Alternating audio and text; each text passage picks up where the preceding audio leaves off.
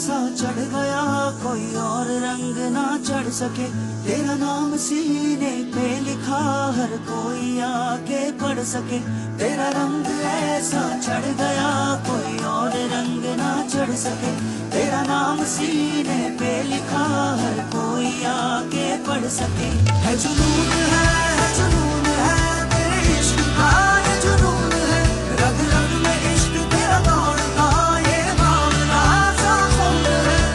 तूने ही सिखाया सच्चाइयों का मतलब, तेरे पास आके जाना मैंने जिंदगी का मकसद। सत्य में बजते सच्चा है प्यार मेरा, सत्य में बजते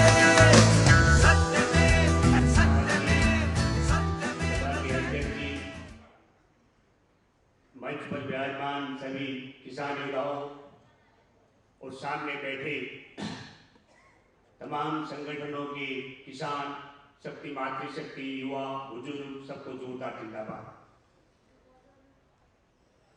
मेरे दोस्तों, माफी चाहता हूं, कई मुझसे सब वरिष्ठ ज्यादा हैं, मैं दोस्त बोलता हूं। दोस्त मतलब हम लोग बोलते हैं हिंदी, मराठी या गुजराती लड़ने वाले एक ही साथी। मेरे दोस्तों, अभी हमारे मित्र रजवार जी ने जब बात रखी कि हम थोड़ा इसकी भूमिका पर जाएं। वर्षों में 27-28 साल से ज्यादा हो गया सार्वजनिक जीवन में देश के किसान, भूमिहीन, दलित, आदिवासी, गरीबों की लड़ाई लड़ते लड़ते, लेकिन एक बड़ी घटना जो दादरी पावर प्रोजेक्ट के नाम पर जादवपुर, देहरा, तकराना, धौलाना, बजेड़ा के क्षेत्र में किसानों के साथ हुई 2006 की वो घटना की मुझे शब्द भी याद है। और उस घटना के बाद वहां मैं, हमारे साथी बैठे हैं यहाँ पर, सड़क पर समान अधिकार के लिए लड़ने वाले योद्धा भाई राजेंद्र रवि, बहन वेदा पाटकर, जस्टिस राजेंद्र सच्चर और कई मित्र, जब हम बजेड़ा गए तो मैंने पहली बार मेरे जीवन में ऐसा देखा कि सत्ता के नशे में चूर किसान की जमीन हड़पने के लिए मां बहनों के शरीर से खाल निकाली हुई थी। मैंने पहली बार देखा जो नादान बच्चे हैं वो जेल में बंद थे जब हम गए डासना जेल 81 में। और यकीन मानिए, मैं बहुत बड़ा वृत्तांत नहीं कहूंगा, लेकिन एक शब्द मैं कहना चाहूंगा। वहां के किसानों ने यह कहा था कि क्या, क्योंकि ऐसे किसान थे ज्यादा जिन्होंने अपने गांव, अपने इर्द गिर्द रिश्तेदारी के बाहर नहीं देखा था कि क्या इस देश में ऐसी भी कोई जगह हो सकती है या होगी जहां सरकार और सरकारी गुंडे हमें मारते ना हो जमीन छीनने के लिए। और जब यह मसला आया, इस मसले पर हमको भी चिंतित करने के लिए कि कितनी बड़ी विचित्र स्थिति है, और यकीन मानिए तब हमने शिद्दत के साथ महसूस करना शुरू किया। हमारे देश में जनहित के लिए, जनता के हित के लिए कई काम होने चाहिए। तो हमको लगा हमारे देश में लाखों लोग विकलांग हैं, उनके पास चलने के लिए साधन नहीं है, और किसान की जमीन हड़प करके फैक्ट्री लगी हुई है, उसमें तिपैया ऐसा है जो पैसा लेता है, उसको हड़प कर सरकार उनको आवंटित नहीं करती। हमारे देश में 85% लोग, देश के 100% संख्या में से 85% लोगों के पास देश का जो पूरा धन है वो 15%, और 15% के पास देश का 85% धन है। और भारत की सरकारों ने आयोग बनाए, आयोगों की रिपोर्ट है।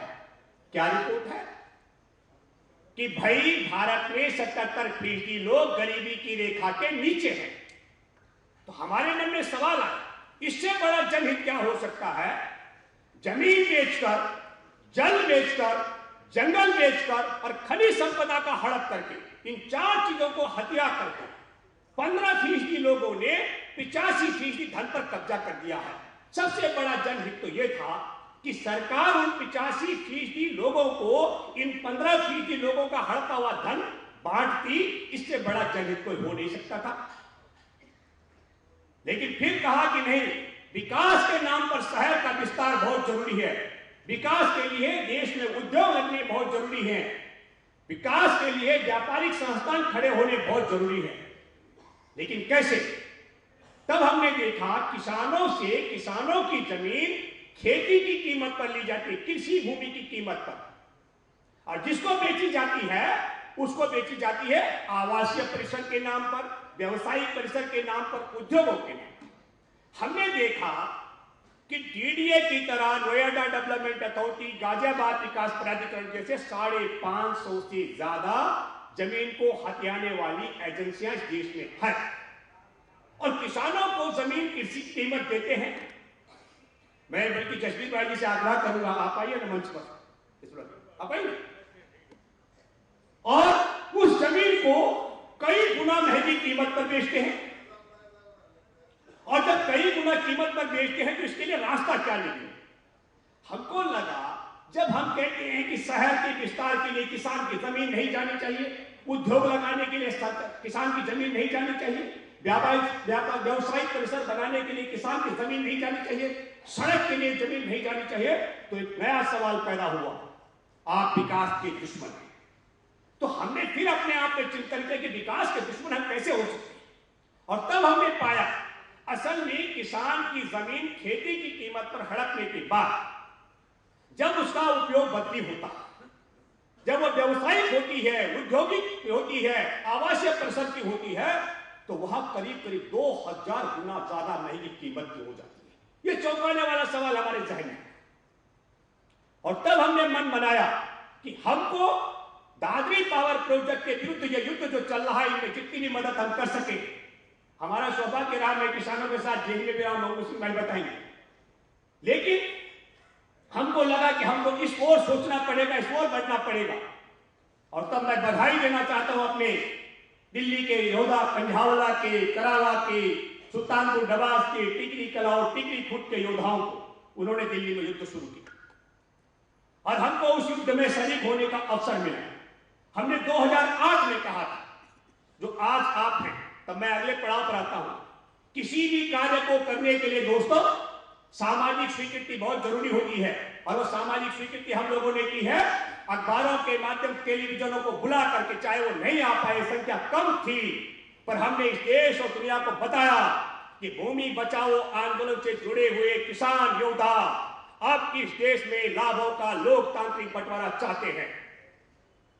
वो अलग बात है कि उस दिन बोध गया में बम विस्फोट के कारण छपा नहीं था, और जितने अखबार टीवियों ने छापा और छाप रहे हैं, तब दूसरा मसला आता है हमारी मांगों का राष्ट्रीयकरण। आज हमने तय किया, फिर उसके बाद सेकंड फेज क्या होगा, दूसरा पड़ाव होगा, जो मांगे इस देश के अंदर किसान और भूमिहीनों के लिए उठाई जा रही हैं, उन मांगों का राष्ट्रीयकरण किया जाना चाहिए। राष्ट्रीयकरण कैसे हो सकता है? जहां राष्ट्र के लोगों को भी निमंत्रण दिया जाए। राष्ट्र के हमारे किसान योद्धाओं के अलावा हमने इस देश की राजनीतिक पार्टी के 14 से ज्यादा पार्टियों के प्रतिनिधियों ने सहमति व्यक्त की है कि हम इस कार्यक्रम का हिस्सा बनना चाहेंगे। किस कार्यक्रम का? हमने एक बहुत साफ और सटीक तरीके से मैं आपको बताना चाहता हूं, इस देश में एक नया कानून बन रहा है। हर बार इस कानून का नाम बदला जाता है। अब की बार है उचित मुआवजा, पुनर्स्थापन, पुनर्वास, पारदर्शिता से भूमि अधिग्रहण बिल 2012। इसके संदर्भ में सरकारों ने समय समय पर देश के किसानों से, किसान आंदोलनों से, किसानों की बात करने वालों से, और किसानों की लड़ाई लड़ने वालों से, और किसानों के नाम पर राजनीति करने वालों से राय मांगी। क्या राय दी गई है? ज्यादातर किसान के लिए बात करने वाले लोगों ने राय दी किसानों को भूमिहीन बनाया जाए। लेकिन कब बनाया जाए? जब 100 में से 80 किसान तैयार हो जाए। किसी ने कहा कि 100 में से 100 तैयार हो जाए, और किसी ने कहा कि 100 में से 50 तैयार हो जाए, इन्हें भूमिहीन बना। और भूमि बचाओ आंदोलन से जुड़े संगठनों ने लिख करके दिया कि किसी भी कीमत पर किसानों को भूमिहीन बनाने का सिलसिला बंद हो। आप बताइए कि दोनों राय में से कौन सी राय ठीक लगी आपको? सिलसिला बंद हो, और गांव सभा की जमीन का उपयोग बदली करने से पहले प्रभावित गांव के भूमिहीनों के वंचितों का भविष्य सुनिश्चित हो। और ऐसा क्यों कहा हमने भूमिहीन बनाने का सिलसिला बंद हो? हमने ये पाया, हम सब जानते हैं, यहां पे बैठे हैं, जब किसान की जमीन जाती है तो किसान बेरोजगार होता है। उसका एक नुकसान ये होता है। दूसरा नुकसान, वह भूमिहीन हो जाता है। और तीसरा नुकसान, जो जमीन मानव सभ्यता, जब तक इंसान जिंदा रहेगा धरती पर, तब तक धरती की कीमत बढ़ती रहेगी। इस हॉल का 50,000 रुपए किराया एक दिन का है, और खेत गांव में जाएंगे तो इतना बड़ा खेत मिल जाएगा 50,000 रुपए का। जब तक मानव सभ्यता जिंदी रहेगी, तब तक जमीन की बढ़ती रहने वाली कीमत के लाभ से हमारे देश का किसान भूमिहीन रहेगा। ये 3 नुकसान होंगे। और जिसके पास जमीन जाएगी उसको क्या क्या लाभ होंगे? वो लाभ लेता है, एक उस प्लाट का मालिक बनता है। दूसरी बात, उस पर वो उद्योग लगा के कमाता है, व्यापार करके कमाता है, और अपनी वंश वृद्धि करके कमाता हुई कमाई है, वो भी पूंजी है। बेटा पोता उसे बेरोजगार, भूमिहीन और कीमत जो बढ़ती रहेगी का जमीन की, उसके लाभ से वंचित रखा जाए। और आजादी के 66 वर्ष बाद जो कानून बन रहा है, भूमि बचाओ आंदोलन ने राय दी कि यह सिलसिला बंद करो, लाभों का बंटवारा करो। और सरकार क्या मसौदा लेकर आ रही है? वही मसौदा, किसान भूमिहीन, बेरोजगार और स्वाभाविक बढ़ती रहने वाली कीमत के लाभ से वंचित रहेगा। तो क्या देश जब गुलाम था, उसी तरीके के प्रावधान आजादी के 66 बाद शामिल करना, उसे हम लोकतांत्रिक प्रावधान कह सकते हैं क्या? जोर से बोलिए। अलोकतांत्रिक प्रावधान, अनडेमोक्रेटिक। हमने इस देश के नेताओं से कहा कि 66 साल की आजादी को इस देश का कोई नेता नहीं लाया, भूपेंद्र सिंह रावत नहीं लाया, कोई और किसान योद्धा जो जिंदा है वो नहीं लाया। इसके लिए हजारों हजार किसान और मजदूरों के बेटों ने अपने प्राणों के आहुतियां दिए। और इसलिए देश के अंदर भूमि के उपयोग को बदली करने के लिए जो कानून बनेगा नया, वह लोकतांत्रिक प्रावधान का होगा। क्या होगा लोकतांत्रिक प्रावधान? लाभों का लोकतांत्रिक तरीके से बंटवारा होगा। यह गलत बात है या ठीक बात है? जोर से बोलिए। और इसी तरीके से गांव सभा की जमीन जब जाती है उपयोग बदली होकर के, तो जिसको देते हैं उसको भी 3 लाख कमाता है। वह प्लाट का मालिक बनता है, उसके ऊपर कमाई करता है, और स्वाभाविक बढ़ती रहने वाली कीमत का लाभ अर्जित करता है। हमने कहा इस पे भी लाभों का लोकतांत्रिक तरीके से बंटवारा होना चाहिए। प्रभावित गांव के भूमिहीन और जो उसका उपयोग करके कमाई करे, उनके बीच सही राय है, गलत राय है? जोर से बोलिए। मेरे दोस्तों, इन 2 मामलों पर हमारी कई पार्टियों से बात हुई, और मुझे नहीं पता लोकसभा के, मैं टेलीविजन नहीं है मेरे घर में, करण सिंह और कई योद्धा जानते हैं, मैं टीवी देखता नहीं हूं। लेकिन अगर संसद में सब कुछ ठीक होगा तो दर्जन भर पार्टियों ने वादा किया। कई नेता तो कल मुझे फोन करके कह रहे थे, अखबारों में जो समाचार है उसमें मेरा नाम नहीं है, दूसरे नेताओं का नाम नहीं आ रहा है। मैंने कहा पत्रकार की रिपोर्ट है, पत्रकार ने कहा, पत्रकार में जानकारी नहीं होगी, हमने तो कोई बताया नहीं कि कौन आ रहा है कौन नहीं आ रहा, नेताओं ने जो सहमति दी। मेरे दोस्तों, आज का जो मसला है इस पंचायत का राष्ट्रीय स्तर पर सम्मेलन करने का, वो हमारी लोकतंत्र के 66 साल पर बाद बनने वाले कानून में लोकतांत्रिक तरीके से प्रावधानों को शामिल कराने की है। ठीक है या गलत है? और दूसरी हमारी है गांव सभा की जमीन को। तीसरा मसला, हमारे कई किसान योद्धा क्या कहते हैं, यार ये लाभ हमको मिल जाए, बाकियों को मिले ना मिले। दूसरा कहता है हमको मिले, तीसरे को मिले ना मिले। मैं इस पर एक जिक्र करना चाहूंगा। बाहर आप देखेंगे कुछ अखबारों के कतरन हमने जो मिल पाई है, मैं माफी चाहता हूं, बाकी सब उत्तर प्रदेश, हरियाणा, दूसरे राज्यों की कतरन हमको उपलब्ध रही थी, वो छाप नहीं पाए। मैं आपको उदाहरण, हमने तीसरी मांग क्या रखी है? तीसरी मांग हमारी बड़ी साफ और सटीक है कि 66 सालों के अंदर 150 गांव तो हमारे के लिए दिल्ली के भूमिहीन बना दिए। 150 गांव, भारत की संख्या आप समझ लीजिएगा, 150 से ज्यादा नोएडा के भूमिहीन बन गए। 300 गांव तो मैं हाथ में घुमा रहा हूं, नोएडा इसलिए कह रहा हूं, उसका नाम है new Okhla industrial development authority, जो हमारा ये पुराना ओखला था। तो 300 गांव तो यहाँ के एक ही सिस्टम में भूमिहीन हो गए। और जिनके पास जमीनें गई है वो अरबों खरबोपति हो गए। तो हमने तीसरा मसला हमने रखा, हमने कहा हमारी मांग है, कहा नहीं, इस देश के अंदर जो मौजूदा कानून, जो भी भूमि अधिग्रहण के लिए बने हुए कानून हैं, इन कानूनों के तहत प्रभावित हो चुके गांव के किसान और भूमिहीनों को वो सब लाभ मिलने चाहिए जो नया कानून बनने के बाद प्रभावित होने वाले किसान और भूमिहीनों को मिलेगा। यह मांग हमने कहा कि इस प्रकार का प्रावधान भी नए कानून में होना चाहिए। ठीक है या गलत है? और चौथी बात हमने कही, हमारे बजड़ा के साथ ये युद्ध करते हुए इन्होंने रिलायंस की पूरी दीवारें ढाई, 28-29 बड़े बड़े खतरनाक मुकदमे लड़ रहे हैं। कभी ये जाते हैं गाजियाबाद और कभी जाते हैं दूसरी कोर्टों में, और हाई कोर्ट से लेकर सुप्रीम कोर्ट तक लड़ रहे हैं। मैं इनको भी सल्यूट करता हूं। चौथी बात हमने कही, जब नया कानून बन रहा है भाई, तो बेईमानी क्यों कर रहे हो आप?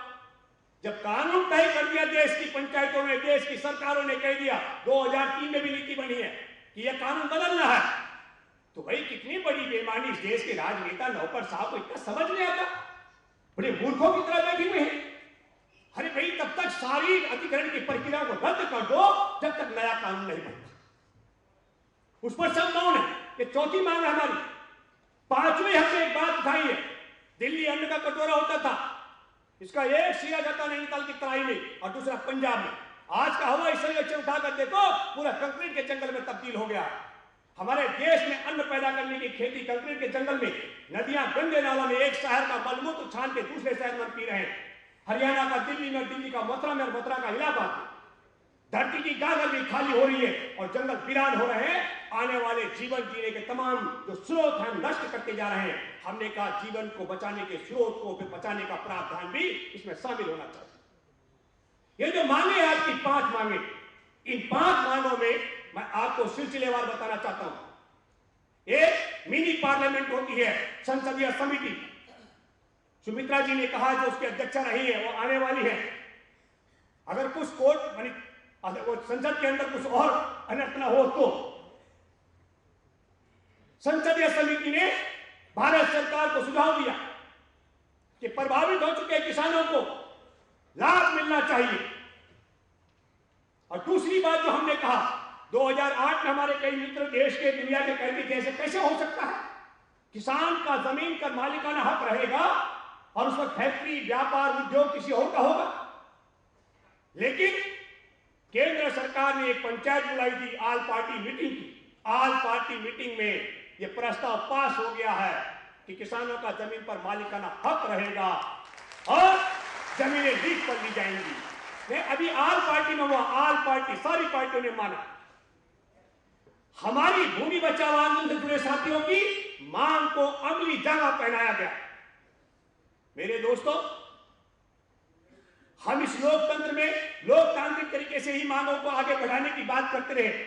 तो मैंने जो कहा, इन 2 मांगों में से एक मांग अगर भूमि बचाओ आंदोलन के साथियों की मानी गई है तो पुराने प्रभावितों को लाभ की बात पूरे देश के सभी आंदोलन कर रहे हैं, संसदीय समिति ने भी उसको माना। और इसलिए मैं आप सबों से आग्रह करता हूं, कई लोगों ने कहा कि साहब हमको कोई 10%, 20% जमीन का मसला होना चाहिए। कई मित्रों ने पढ़ा होगा या सुना होगा, हमने एक कॉन्सेप्ट बनवाया, उसका नाम रखा गवर्नमेंट फार्मर पार्टनरशिप, किसान सरकार साझेदारी। अब मैं आपको 2 पहलू बताना चाहता हूं। क्यों कहा भूमि बचाओ आंदोलन ने कि मालिकाना हक किसान के पास रहे?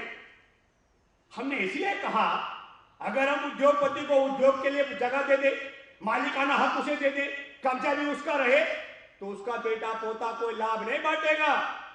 हमने कहा एक एक चीज रहनी चाहिए, मालिकाना हक गांव के लोगों के पास रहे और जमीन पर उद्योग उसका रहे, तो बराबर रहेगा ना काटा। एक के पास मालिकाना हक होगा और दूसरे के पास उद्योग होगा, और तब होगा लाभों का लोकतांत्रिक तरीके से बंटवारा। हमने किसान सरकार साझेदारी का जो कॉन्सेप्ट तैयार करवाया, उसमें हमने कही, हमारी राय में कहीं है ही नहीं कि किसान की जमीन नहीं है। और हम जो बात कर रहे हैं, सुप्रीम कोर्ट ने भी कहा है। मैं तीसरी बात बता रहा हूं, सुप्रीम कोर्ट का 8 जुलाई तक बड़ा फैसला आया। सुप्रीम कोर्ट ने कहा न केवल किसान की जमीन का मालिक है, बल्कि जमीन के नीचे जो खनिज और संपदा है, जो मिट्टी और जल है, उसका भी वो मालिक है।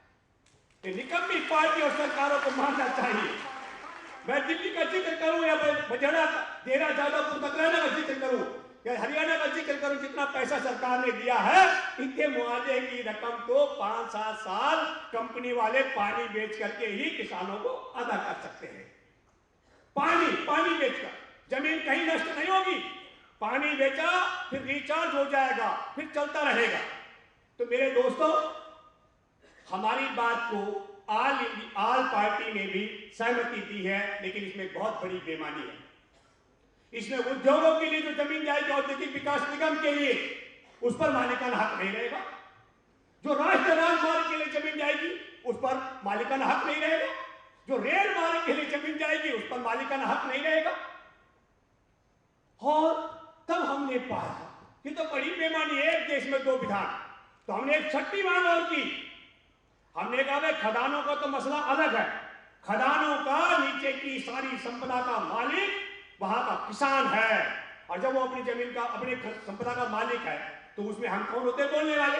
वो अपनी संपदा को सरकार मजदूरी लेकर के बेचता है कि नहीं बेचता, मैं सरकार से कहेगा खुदाई के पैसे ले ले, बाकी मेरा माल का पूरा पैसा दे दे, उसकी इच्छा पर निर्भर करता है। इसलिए हमने कहा कि उनका अधिकार है, वो अपनी बात रखें, वो अपनी संपदा को अपनी जो उनकी धरोहर है उसको देना चाहते हैं सरकार को कि नहीं, उनको तय है। और इसी तरीके से नदी घाटी में बांध बांधने से सब कुछ नष्ट हो जाता है, कुछ नहीं बचता है, न घर बचता है, न खेत, न खलियान, न जंगल, न कुछ। हमने कहा उनका 100% पुनर्वास का मसला रहना चाहिए। लेकिन हमारा मसला कहां के लिए है? हमारा मसला है जहां आप फसल की जगह पैदा करते हैं शहर का, फसल की जगह पैदा होते हैं उद्योग, फसल की जगह पैदा होते हैं व्यवसायिक कॉम्प्लेक्स, आवासीय कॉम्प्लेक्स और सड़कें। वह जमीन कतई कभी नष्ट नहीं होती है, उसका उपयोग बदली होता है। हाँ, राष्ट्र को क्षति होती है, राष्ट्र में खाद्यान्न संकट पैदा होता है। मेरा आप सबों से मैंने ज्यादा वक्त लिया इस अपेक्षा के साथ कि मैं अब लास्ट कहता हूं, किसान सरकार साझेदारी के तहत हमारा जो कॉन्सेप्ट है, उस कॉन्सेप्ट ने साफ साफ कहा हम सब किसान जमीन के मालिक हैं, गांव के किसान और भूमिहीन। हम सरकार अपनी सहमति पर अपनी जमीन का उपयोग बदली करेंगी। जमीन हम 99 साल की लीज पर देंगे। 99 साल तक जितनी जरूरत हमको होगी आवासीय, व्यवसायिक और औद्योगिक पर्पज के लिए, उतनी जमीन हम अपने वंशजों की, अपने परिवार के लिए बचा कर रखेंगे। हमारा मांगने का सिद्धांत तो है ही नहीं, हमारे कॉन्सेप्ट बड़ा साफ है, लोकतांत्रिक। भाई हमारे देश में कंपनियों के पास जो कुछ धन संपदा है वो उनकी है, तो हमारे पास तो गांव वालों के पास किसान खेती और गांव सभा की जमीन ही है। तो मेरा आप सबों से आग्रह और गुजारिश है और अनुरोध है, ये सब हम उस मुकाम तक इस बात को पहुंचाएं। आज आपकी बात पर जो राष्ट्रीय मुहर लगने वाली है, राष्ट्रीय स्वीकृति लगने वाली है, आपकी बात, हमने इस पर मैं और एक कदम करते हुए खत्म करता हूं। हम इसको वहां ले जाना चाहते हैं, एक नई कमेटी बने और उस कमेटी में तय कौन हो, किसानों के प्रतिनिधि, भूमिहीनों के प्रतिनिधि, व्यापारियों के, उद्यमी के, राजनीतिक पार्टियों के और तमाम जुदा विचारधारा के संगठन के लोग हो, और वहां पर सिद्ध हो कि क्या कारण है जमीन का उपयोग बदली होने के बाद का लाभ जो है उसका बंटवारा, उसका लाभ गांव के किसान और प्रभावित भूमिहीनों को क्यों नहीं मिलना चाहिए। मुझे लगता है मैं अपनी वाणी से पहले ये बात को वादा करता हूं, वचन देता हूं, क्योंकि ये लोकतंत्र है और अलोकतांत्रिक कानून को हम किसी भी कीमत पर बनने नहीं देंगे। तमाम योद्धा इस पूरी मुहिम को, चर्चा को, राष्ट्रीय सम्मेलन को उस ओर ले जाने का काम करेंगे। इसी के साथ अपनी वाणी समाप्त करके नारा लगाऊंगा, जय जवान, किसान मजदूर एकता, किसान मजदूर एकता।